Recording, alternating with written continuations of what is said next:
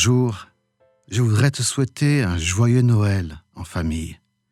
Et si tu es seul ce Noël, je prie pour que la présence du Seigneur soit ton soutien, ton réconfort. Que ces temps soient l'opportunité de t'approcher de lui, de sa parole. Qu'elle te remplisse de paix, de joie par le Saint-Esprit. L'évangile de ce jour nous conduit dans Matthieu au chapitre 1 et le verset 21, mais on va lire depuis le verset 18 pour mieux rentrer dans cette histoire. Voici comment Jésus-Christ est né. Marie, sa mère, est promise en mariage à Joseph. Mais avant d'habiter avec Joseph, Marie attend un enfant par la puissance de l'Esprit Saint. Joseph, son fiancé, est un homme juste. Il ne veut pas accuser Marie devant tout le monde, alors il décide de la renvoyer en secret. Au moment où il pense à cela, l'ange du Seigneur se montre à lui dans un rêve. L'ange lui dit « Joseph, fils de David, n'aie pas peur de prendre chez toi Marie, ta femme. Oui, l'enfant qui est dans son ventre vient de l'Esprit Saint. Elle va mettre au monde un fils et toi, tu l'appelleras Jésus.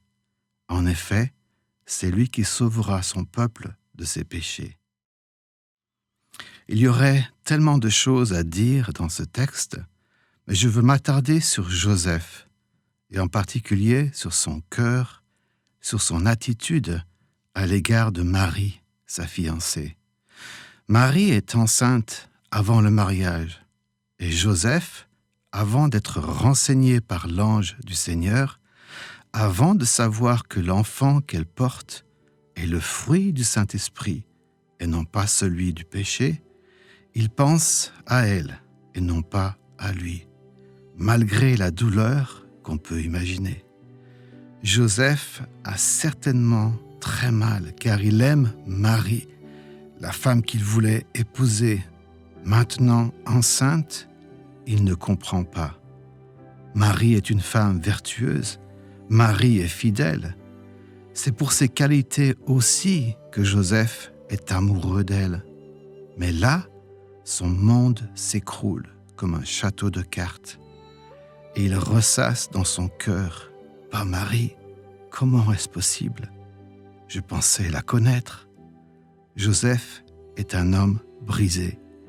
Mais remarquablement, malgré sa douleur, il pense à elle plutôt qu'à lui. Quelle force de caractère, mais aussi quelle pureté, quel amour pur, simple, mais pur et profond. Être capable de faire abstraction de soi pour l'amour de l'autre.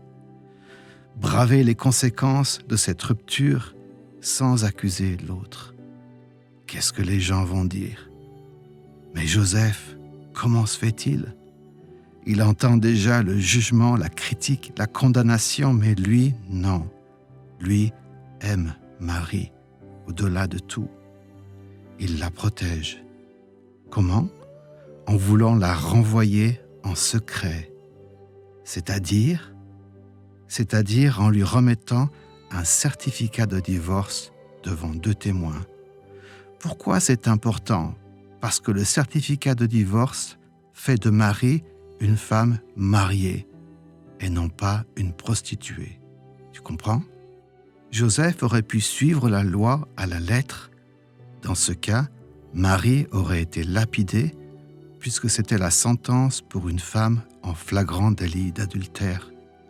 Souviens-toi de la femme prise en flagrant délit d'adultère que les maîtres de la loi et les pharisiens présentent à Jésus en disant « Dans la loi, Moïse nous a commandé de tuer ces femmes-là en leur jetant des pierres. » Joseph pense à elle, la protège avant même d'avoir la révélation de l'ange.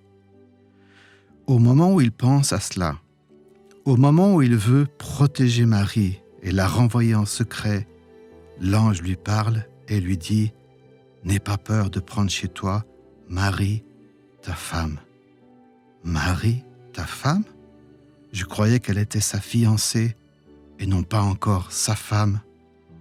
Je crois que l'ange de l'Éternel révèle ici deux choses.